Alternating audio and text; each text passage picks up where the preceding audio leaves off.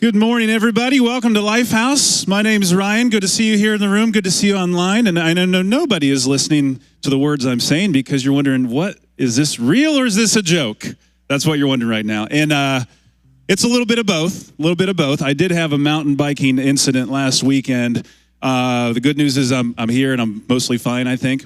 But I had this on earlier in the week, and the band, they said to me, they're like, "There's no way you're going to wear that on Sunday." And I said, "You don't know me very well, do you?" I said, "How much are you going to give me to wear it on Sunday?" And they said, "Nothing." And I said, "Deal." And they said, "There's no way you're going to wear it when you sing, right?" And I said, "You don't know me very well, do you?" I said, "How much are you going to give me?" They said, "Nothing." And I said, "You're right, I'm not wearing that stupid thing when I sing." So it's coming off. And I will tell you a little more about that story in just a second. But first, I do want to welcome you if you're new here in the room. People don't normally wear weird blue things around their necks when we're here, but I am today. But good to see you. Glad you're here in the room and online. I know we got a ton of people streaming with us. We're so glad that you guys are joining us online this morning. We have a great service for all of us, no matter who we are, whether you're new or whether you've been here for 15 years. So the band's got a couple songs this morning. We have a really special treat. Meg Brown is going to be here and is going to bring our message today. We're really excited about that. And then the band's going to close with a song to kind of finish us off. We'll be here about 60 minutes or so. Okay, back to the story. So last weekend, I was mountain biking with a couple of my boys. We were at a state park, clearly not in Van Wert, Ohio, because we don't have mountains here, nor any elevation of any kind. So we had to go elsewhere for that. So we were mountain biking, and we came across this big ravine, like a big, long ditch, and there was a long, narrow boardwalk across the ravine, and there were no side rails, and so I was flying across it. My front tire went off the side, and I went head first into the side of the embankment. When I say head first, I mean literally head first. Like, I didn't have time to get my hands out, nothing. I just went head first into the side. Thank God I had my helmet on. Public safety announcement, I did have my helmet on. Could have been bad without it. Had my helmet on, but I immediately, like, my neck felt like an accordion, went like that. And I thought, this is bad. Everything happened so fast. My first thought was, like, am I gonna be paralyzed? Like, I actually thought that in the moment because it hurt, man. I was tasting teeth. You ever taste teeth? That's not a good taste, is it? When you can taste your own teeth.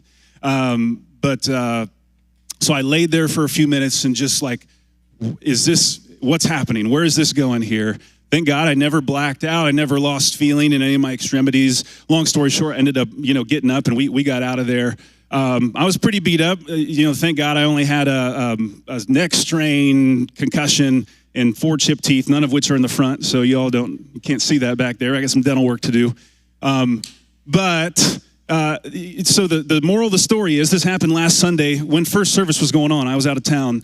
The moral of the story is, don't skip church because bad things happen. I'm kidding. No, but one thing that I've learned from this, it reminded me of this song we're doing this morning, this first song we're going to do. There's a line in this song. The song's called Jireh. Jireh is just another name for God. It means provider. But there's a line in it that says, "I will be content in every circumstance." And contentment, that is so easy to do, I feel like, in my life when things are going well, But when things go south, when crap hits the fan in my life and in our life, like, isn't that a lot more difficult to do, to find contentment? When you're laying at the bottom of a ravine, wondering if you're gonna be paralyzed. I mean, really, like, is there contentment to be found there? And I'll tell you this: I've been following Jesus for a long time in my life, and without Jesus, I don't know if I would have that same contentment. I don't know if I could find contentment. And I know so many people here and online that follow Jesus find the same thing, that there's contentment to be found even in the worst of circumstances.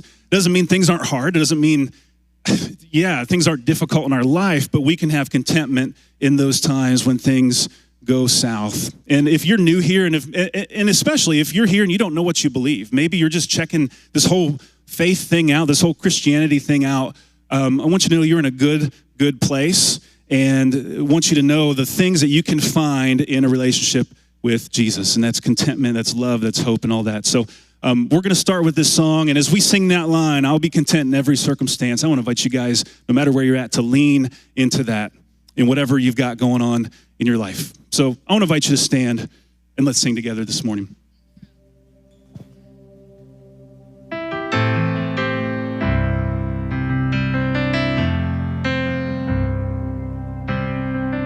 I'll never be more loved than I am right now. Wasn't holding you up, so there's nothing I can do to let you down.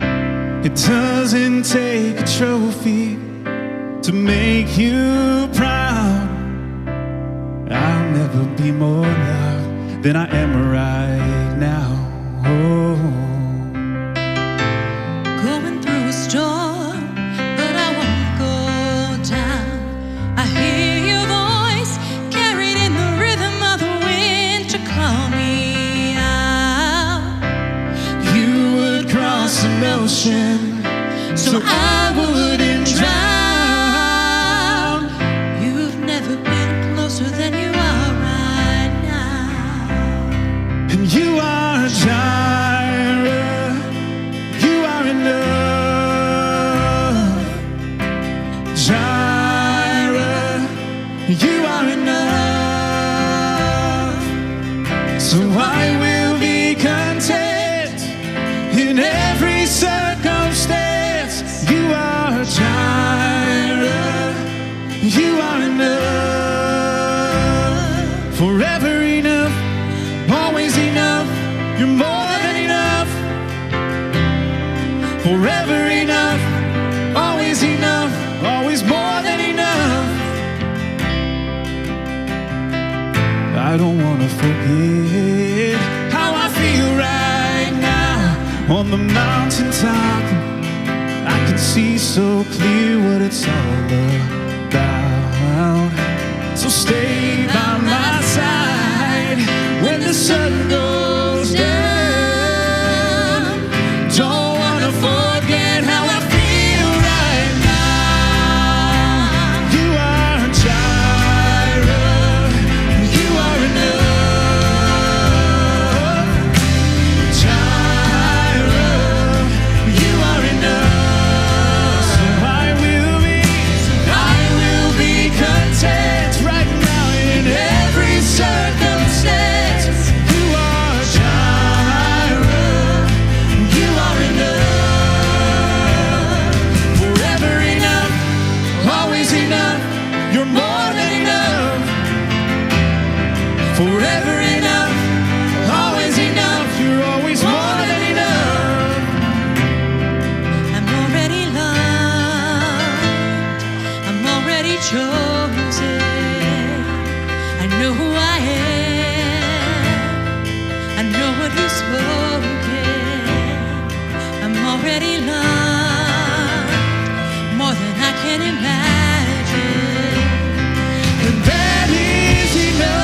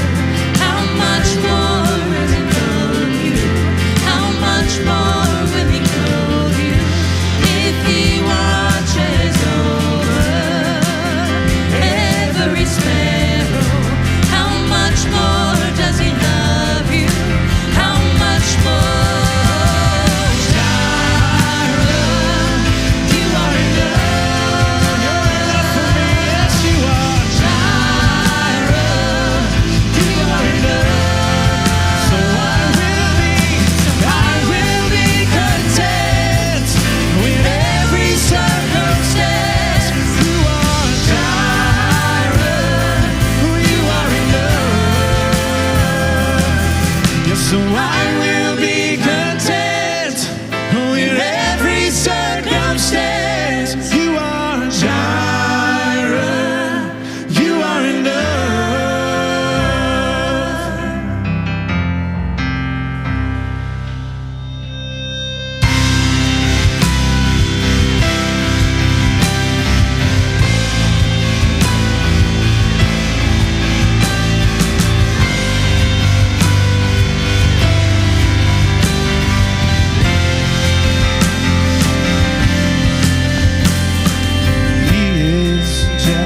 For me, love's like a hurricane. I am a tree bending beneath the weight of his wind and mercy. When all of a sudden I am unaware of these afflictions eclipsed by glory, and I realize just beautiful you are and how great your affections are for me. Oh, how he loves us, oh, how he loves us, how he loves us so.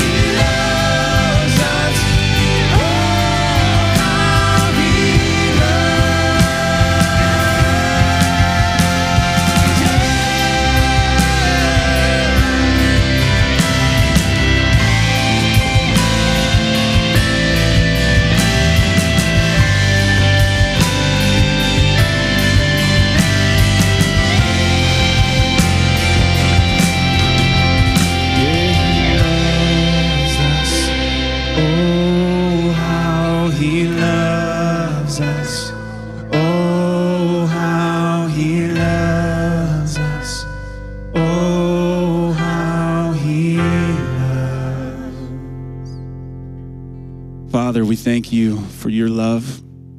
We thank you that you love us so much, that you sent your son Jesus to chase after us and to die for us and in our place so we can have life and forgiveness and hope and love. And we're so grateful for that. God, thanks for meeting us in all parts of our life, when things are good and when things are bad. And we know you're there. And it's hard to remember sometimes when you're in the middle of it, but God, you are right there with us. You're loving us, and we're so, so grateful for your love. It's in your name we pray. Amen. You guys can go ahead and take your seat. And as you do, we're going to keep rolling with the rest of our morning. And like I said earlier, Meg Brown is here, and she's going to bring us part 5 of our series that we're in right now called You'll Be Glad You Did.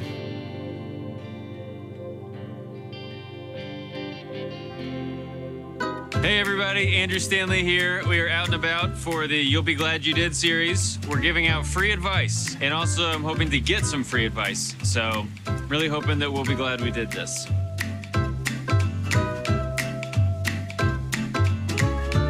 Hi, how's it going? Good. Andrew. Marcus. Thank You for getting ready to give me some advice. I was hoping that you would give me advice. Okay. Always attend church when you can. Yeah, I've received that. Have you always followed that?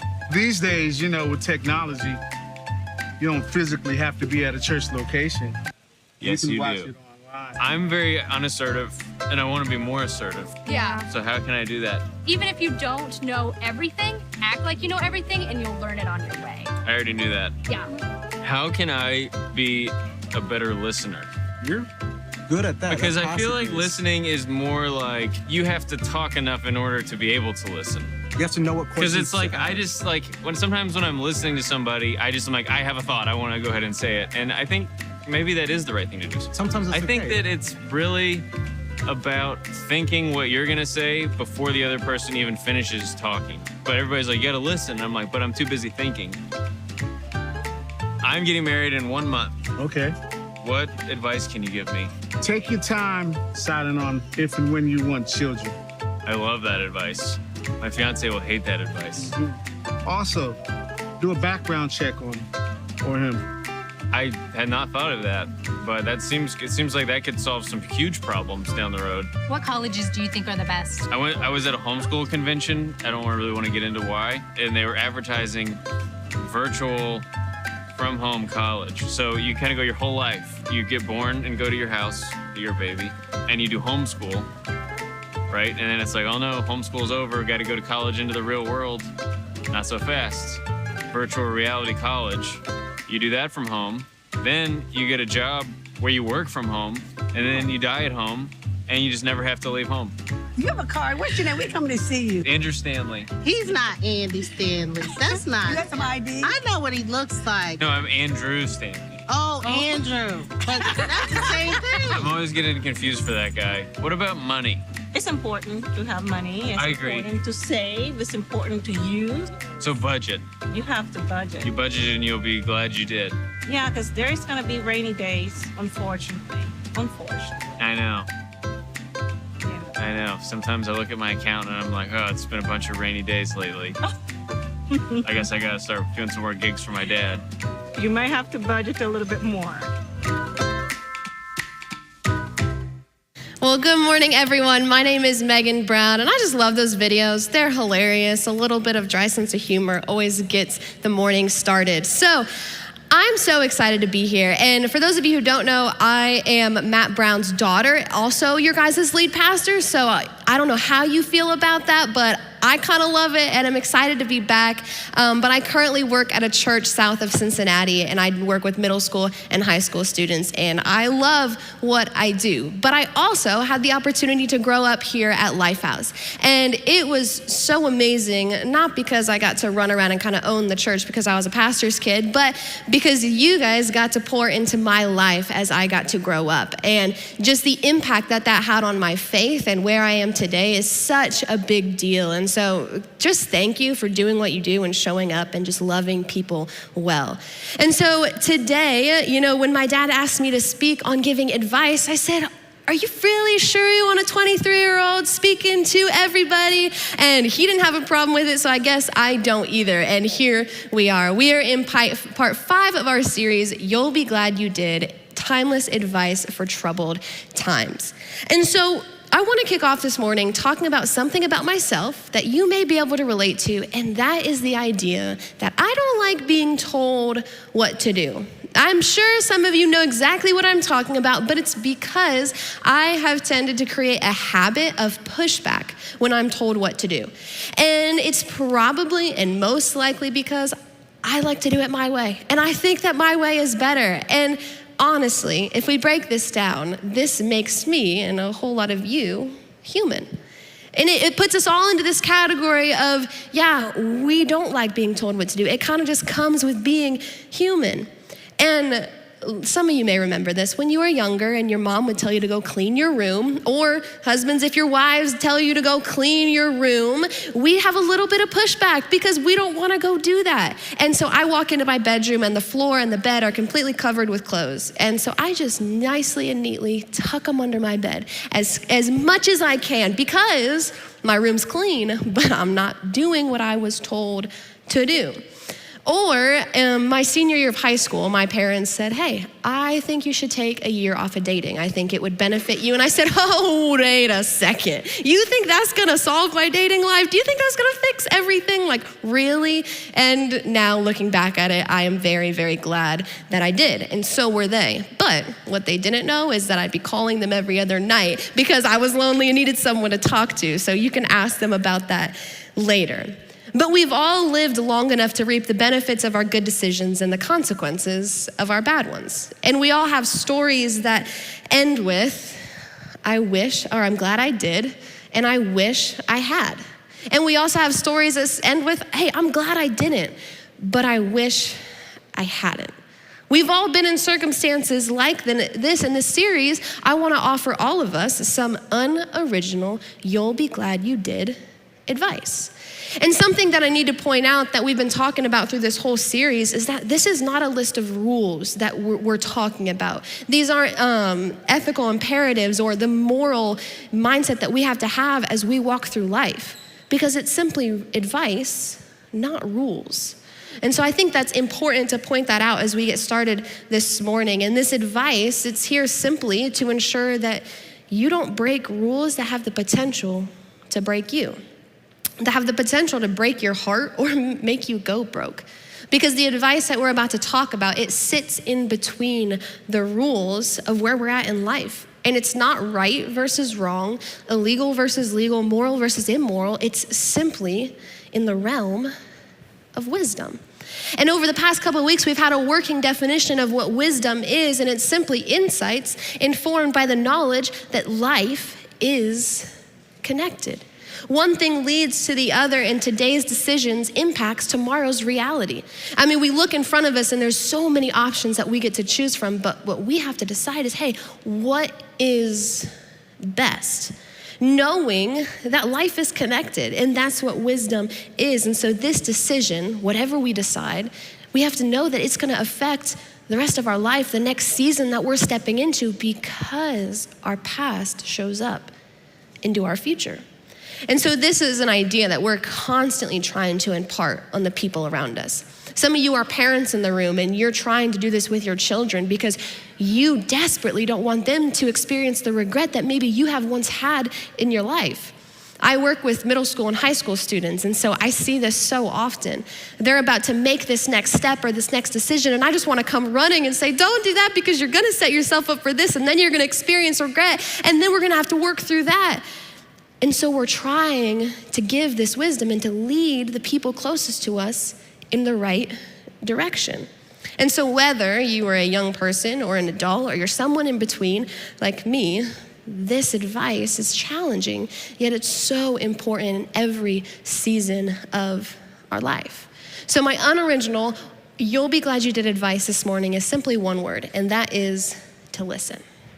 And I know it's kind of ironic that you came into this room expecting to sit in a chair and to listen to someone on a stage, and we're talking about listening, but I do think it's important because there's something that comes along with listening, and that's the idea that, hey, it's really easy to listen to what we want to hear.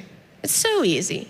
Like when you go out to a dinner and I order a medium rare steak and I'm having the time of my life and someone mentions dessert, I don't gotta think twice about it. No one has to tell me, I don't have to listen to anyone to say, bring out the creme brulee, the chocolate cake, everything I need, because this is what I want to hear. No one has to pressure us into that decision. Or no one has to tell you to lease the car or buy the shoes or call him back or move in with him or her or judge or blame. That just kind of comes natural to us.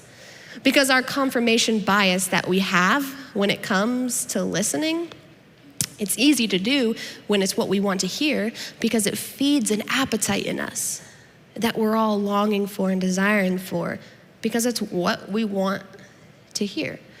And so this morning, the challenge that we're really gonna dive into is the posture of, hey, we're gonna unfold our arms. We're gonna pause and we're gonna take a breath and we're gonna agree to listen, especially when it's what we don't want to hear. And today's advice, it revolves around the idea of maturity. And this is tough. Maturity is hard because I feel like we're still working through this on the daily basis. And reality is, when it comes to age, there's usually a stereotype as we're talking about maturity. People assume that the older you get, the more mature you are. But have you ever met a young person and you're like, they are wise beyond their age. They really know what they're talking about. And it's like a 30-year-old's in a 13-year-old's body. But have you ever met someone a little older who just refuses to listen? Who just has no idea what you're saying or why you're saying it. They just know better and they're just gonna keep going. No matter what season of life that we're in, this posture of maturity, this posture of unfolding our arms is crucial, and it's in every single season of life. And so our natural response to all of this is, hey, tell me what I want to hear. Tell me what I want to hear. And the truth is, when we think about this, refusing to listen to what we don't want to hear, that we need to hear, is a gateway decision. And so what's a gateway decision? Well, it simply means that when we are refusing to listen, that's understanding that, hey, that wasn't the worst decision that we made. Refusing to listen wasn't the worst thing, but what it was a gateway decision that if you had the chance, you would go back and fix. You wouldn't have done some of the worst things you'd done if you just would have listened, hence that gateway decision that led to that. Because your regrets are always preceded by a series of unwise decisions. And refusing to listen to what you don't want to hear is an unwise decision that sets you up for regret. And so when it comes to this whole idea of wisdom and maturity and your decisions and how your passion shows up in your future, can we all agree that from the outside looking in, it's really clear? That when a high school girl asks me to go out to coffee or to get lunch or to just hang out, and she starts telling me this this story about how her friends are a bad influence on her, and she's like, I just don't know what to do. They're gossiping, they're doing things I don't want to be involved in. Maybe they're not hanging out with the right people. And she's like, Megan, I can't figure it out. And I just want to grab her by the shoulders and say, find new friends. Like, can't you see that? But for her, she's on the inside, and so she doesn't understand that it's a simple piece of wisdom, a simple piece of clarity that she can take and run with because I'm from the outside looking in. Or personally, when I get really emotional sometimes, and if you know me, you understand that, but my emotions start to take over the circumstances that I'm currently in whatever I'm doing or saying or who I'm interacting with.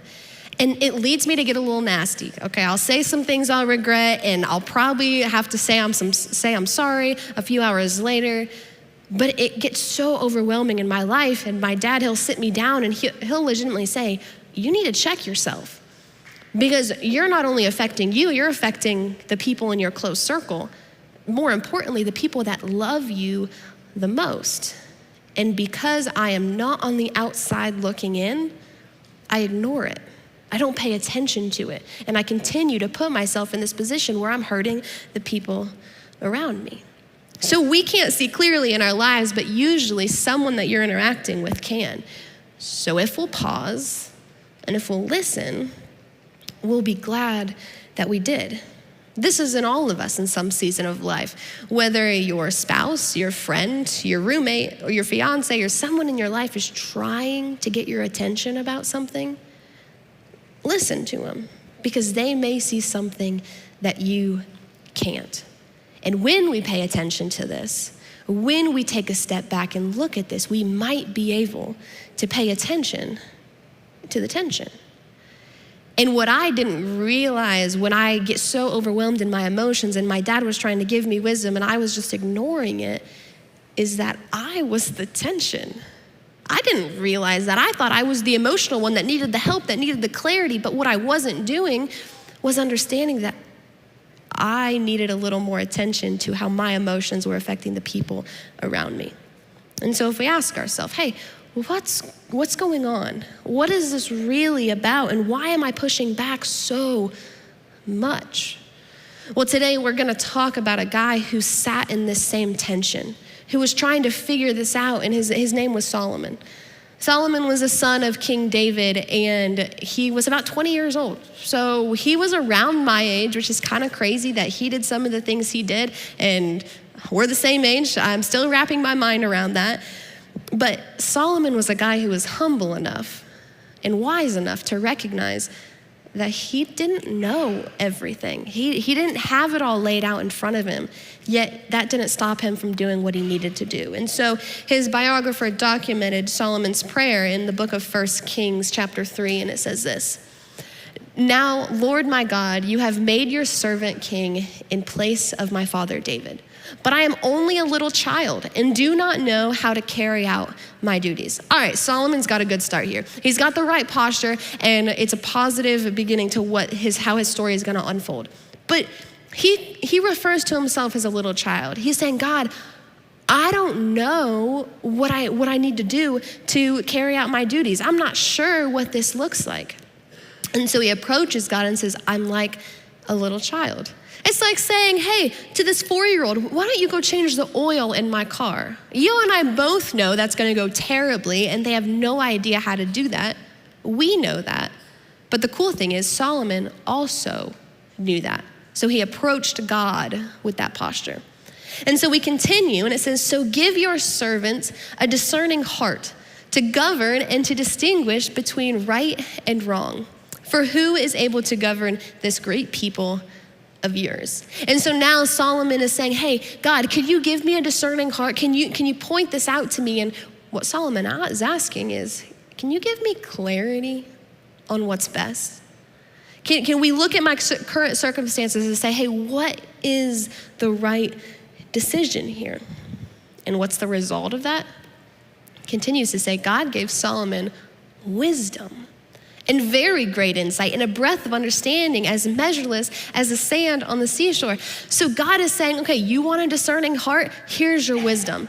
And we go back to our definition at the beginning of the message that life is connected. And so God was saying to Solomon, know that your past is going to show up in your future, and the decisions you're making now are going to affect the next season of your life. Here's how you seek clarity in the midst of that. And so when we walk through this, you can think of it as water. When water flows, it follows the path of least resistance. But wisdom does as well, because humility equals receptivity, and pride always equals resistance. So as pride comes up in our life, humility and wisdom stop, because it's like a barrier. Because as soon as we start to let our emotion of that we know it all, we don't need to listen, our way is the highway, then that wisdom stops flowing. But as pride just slowly fades away and that posture of humility starts to sink in, wisdom, you can't stop it because it just flows. And to wrap this up in verse 31, it says, Solomon, talking about his fame, spread to all the surrounding nations, not just one, not just a couple, but to all of them. And here's what's crazy to me is Solomon was a man who didn't need any of this wisdom. He could have done okay without it, but he was one person who sought it more than any other person, any other biblical author that we read. He understood the wisdom of outside wise counsel. And so Solomon continues in the book of Proverbs, and he says, instruct the wise, and they will be wiser still. Okay, so there's never going to be a maximum point of wisdom. Solomon's saying you're going to keep asking, you're going to keep seeking, and I'm going to keep giving. God's going to keep giving us that wisdom that we're looking for. In Proverbs 1, he says, a wise person will hear and increase in learning, and a person of understanding will acquire wise counsel. So for here, these people, they don't have to be told, they don't have to be sold. They're just ready to listen. They don't have to be convinced that people outside of them have wisdom to share. And when it comes to input from the outside, when we don't want it is when we need it. Better yet, it's when we need it desperately. And with that in mind, Solomon writes, he says, the way of a fool is right in his own eyes, but a person who listens to advice is wise. And so time and time again, when we don't want it is when we need it. And so my senior year of high school, I was wrapping up high school, and I was put in this position where I had to make an extremely big decision. Some of you are starting that journey now, and that is where you're gonna go to college. You think it is the all-consuming thought that you are trying to figure out because it's the next 4 years of your life. And so I was figuring out between two places, Taylor University and the University of Toledo, two vastly different schools. And so I'll be honest with you guys, I struggled with this decision for a long time. I wrestled with it, and I would ignore everybody because I was so concerned with figuring this out. And I would make my pros and cons list, and one day I'd choose Toledo, and then that evening I would choose Taylor, and then I'd go back to Toledo, and then I would call the school, and then I'd say, no, I think I might go to Taylor. So this was a decision that took so much out of me. But what I was so blind to is that I was seeking clarity, but I didn't even know what clarity was. I didn't even know what I was looking for, yet I was trying to find it because I was so consumed in choosing the right answer by myself.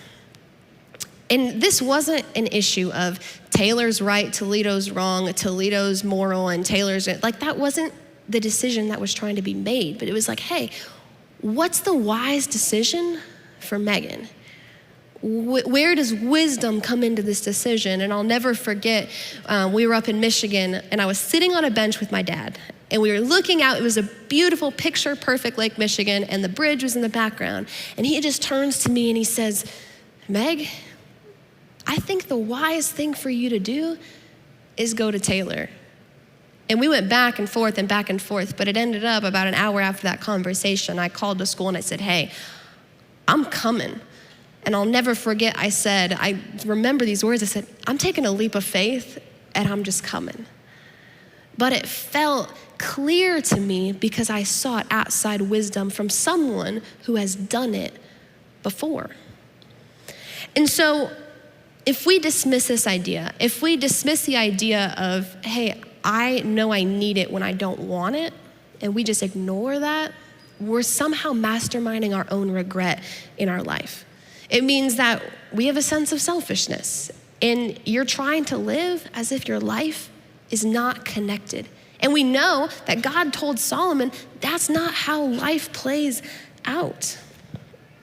And so when we think about this, we have to understand that life is connected. How do we invite this wisdom into our story? And so Solomon continues in the book of Proverbs and says, plans fail for lack of counsel, but with many advisors, they succeed. If I would have had lack of counsel, I probably still would have been looking back at this college decision and feeling unsure about it, even though I'm graduated from college and a year into my career, because it was so unclear what I was supposed to do. But as soon as I invited outside counsel, outside wisdom into my story, into my discerning heart, trying to figure it out, it led to wisdom. He also says, listen to advice and accept discipline. Now, I don't know if any of you have ever coached a sports team, or if you have a kid or a student that is trying to learn how to play an instrument or to paint a picture or to cook a meal the right way. And you keep telling them and you keep asking them, hey, can you do it this way? Would you mind doing it this way? And they just do the totally opposite thing. And you're like, do you hear what I'm trying to tell you? Well, I was a sophomore in high school and I was playing volleyball. And I loved volleyball. I played it for a lot of years. And we were in the middle of a game and I was getting ready to serve the ball. And if you know, it's an overhand serve, you toss it up and you hit it. And so my coach, she calls a timeout. And so I'm like, she's gonna bench me. Like, she doesn't like what I'm doing, it's fine. And she goes, Megan, if you do not overhand that serve the right way with the discipline that I've taught you, you're gonna serve underhand. And if you know a little bit about volleyball, middle schoolers and younger serve underhand, okay? So I'm a sophomore in high school, and she said, you're gonna get up there and serve underhand if you don't figure this out.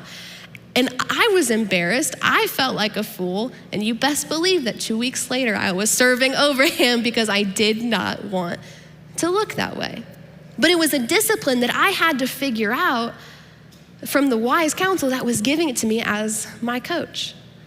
A more serious example of this is about a year ago when I stepped into my position at this new church. So working with middle schoolers and high schoolers, you have to surround yourself with an amazing group of volunteers, small group leaders. Ellie, back in Transit and Inside Out, which is our middle school and high school environments, does an incredible job of this. And so as I stepped into this role, all my small group leaders, they started to leave. And I was like, guys, what are you doing? I need you here.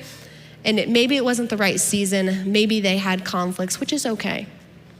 But I had every excuse to bow my head, to feel bad for myself, and to just give up on where God had called me to be in that season. And that's at this church, and to lead these students. But I was faced with a discipline of saying, where's this advice? What's the discipline set in front of you? And what do you need to do to get it done? And I was back home a couple weeks later, and I was sitting on the back deck with my parents. And I know y'all are tired of hearing me talk about my parents' advice. Me too. I didn't want to grow up listening to all that either, but here we are, and it's benefited me. So I guess it worked out. But my parents looked at me, and they're like, stop complaining about it and go ask them to get coffee. Go take them out to lunch or to dinner. Do something to put yourself in a positive direction and grow the ministry that you're in. And so I did, and months later, not only is our ministry booming, but God is moving in ways that I could have never imagined, because when we seek and listen to advice and follow through with the discipline set in front of us, it's hard not to see the wisdom flow out of that. And it's a difficult thing, but when we look at the promise and know that on the other end of it, we're gonna become among the wise. And as a young leader at a church, I had to admit to myself, yeah, you don't know a whole lot. You're still learning. You have to prove yourself. And I had to seek that advice. And so I would go talk to leaders, and I saw really respected leaders go the distance, ask the questions, be curious, and they listened. And whether you're a coach or a teacher or a parent or a volunteer and you hold some weight as a leader, you know, and we know, that leaders who refuse to listen will eventually be surrounded by people who have nothing helpful to say. Leaders who won't listen, they'll push the smart and talented and mature people out of their life. And what is true in our organizational life translates to our personal life. And so when we listen, what's the worst it can hurt? Our ego, our pride, maybe our feelings. Me too. I've been there a lot. And it sucks sometimes, and it's hard, but so what? We move past that, and it's the wise that succeed in this, because when there is a posture of discernment, when there is this healthy idea of navigating life, navigating parenting, marriage, your finances, and your business better, you understand that life is connected, but better yet, you are connected. And so as we wrap up this morning, I want to leave you with 4 tips, because now we have all these ideas of, okay, we have to seek this wisdom. We have to find clarity, and we have to approach it with a posture of a discerning heart. How do we do this well? Our first tip this morning is to avoid the genetic fallacy. And what this means and can lead into is discounting information based on the source of information. You think, what does he or she know? They can't give me advice. They don't know what they're talking about. But here's the trick. Bad people are very capable of giving good advice. And we can't buy the lie of cancel culture that is so consistent in our world right now. We have to look past that. Because honestly, if you and I forget everything that every imperfect person has told us in our life, we would forget our names. And that's the reality of it. But as Christians and as Jesus followers, we have to look past people's faults and people's failings and say, hey, what wisdom could they actually impart into my life? And you may access something that you totally had blocked off before that. Tip number 2 is don't assume expertise in one area makes you an expert in every area. Now, this is gonna sound like a big lie, I promise it's not. I've had 10 surgeries in my lifetime up to this point, and I assure you that since I've had so much, I'm an expert in getting hurt, does not mean I am an expert in walking into an OR, picking up a scalpel, and actually doing the surgery. Two very, very different things. Or maybe someone you know in your life is super successful with their finances. They have a lot of money and they've done a really good job of building that. That doesn't always equal that they're an expert in healthy relationships as well. And so we can't make this assumption when it comes to our expertise. Tip number 3 is don't confuse experience with insight. You hear all the time phrases like, I wasn't born yesterday. We know that. We're aware that you weren't born yesterday. Or maybe you hear, this isn't my first rodeo. You're really good at rodeos. We got it. Like, we understand. I've never been, so I'm not good at it, but we're still here. And then maybe you hear something like, I've been around the block a time or two. Doesn't this just mean you're old? I mean, isn't that what this means? Or am I wrong here? But you just can't assume one thing means the other, because when we have experience, it doesn't make us wise. But what does make us wise is when we evaluate our experience. And that is where the wisdom flows. And our last tip this morning is simply listen for, I know, I know, I know. This is something that I think comes natural to us, but knowing doesn't equal doing. One does not equal the other. And with that being said, if you know without doing, that's almost worse than not knowing, because it makes you look like a fool. And so when you're so tempted, when someone's trying to give you advice and all you want to say is, I know, I know, I know, would we stop and listen with the posture of maturity? And so, wrapping up, we have all put ourselves in a position, or looking back on our lives and mistakes that we've made and regrets that we have, and we've said the phrase, I should have listened. I should have listened. And before I end, I just want to talk to the young people in the room for just a second, because I'm very close to that and I relate to that very well. But if you have someone in your life, a parent or a small group leader, or someone who is willing to sit beside you, to walk through life with you, to offer you wisdom, to offer you advice, and to love you, would you do me a favor and just listen to them? Would you just give them a chance to try to impart something on you that you may have missed because you weren't on the outside looking in? Because none of us want you to look back and say, I should have listened.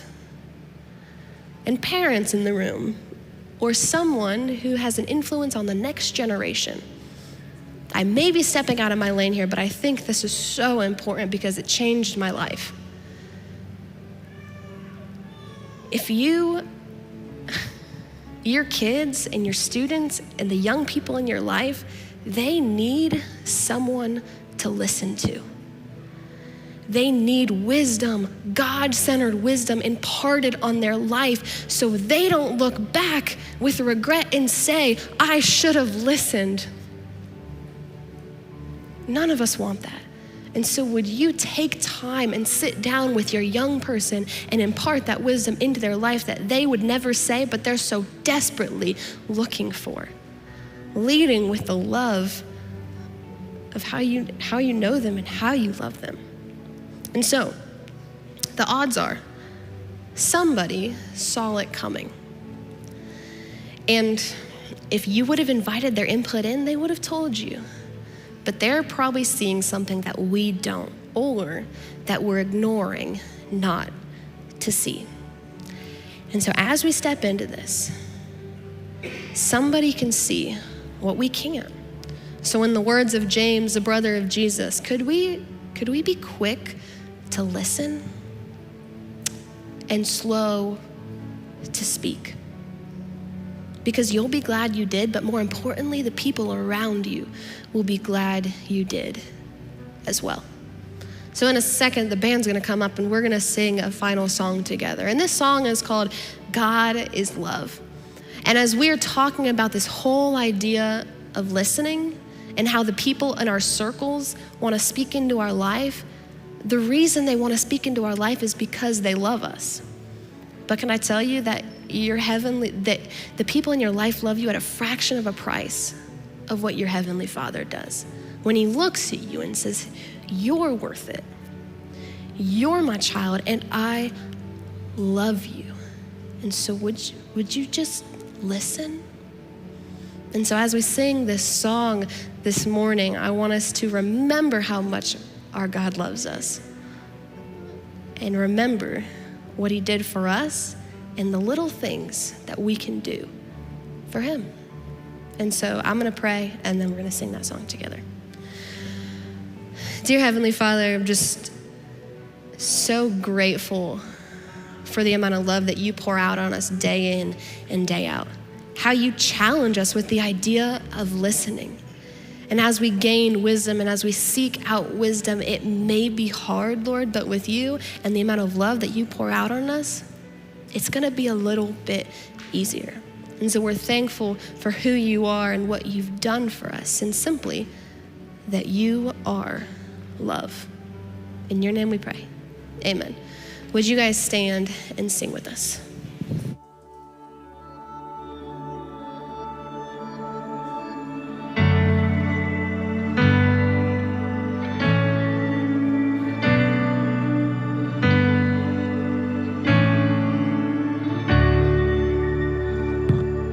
You don't just tolerate us, you don't have somewhere to go. We're not your trophy children you abandon when we roam. Your mercy's not a favor, and your presence isn't rushed. Oh no, our God is love. The cross was not a vehicle for you to finally care. When we look upon your character, your grace was always there. Acceptance not withheld from us, no need to measure up. Oh no, our God is love. His arms are open for all to gather here. The cross has spoken, there's nothing left to fear. Once and for all He showed how far His grace would go for us. Our God is love. He is, He is, He is. How vast the Father's heart for us, we'll never reach the end. I thought for sure I found it, but He proved me wrong again. It's so much higher, so much wider, so much deeper than we know. Our God is love. His arms are open for all to gather here. The cross has spoken, there's nothing left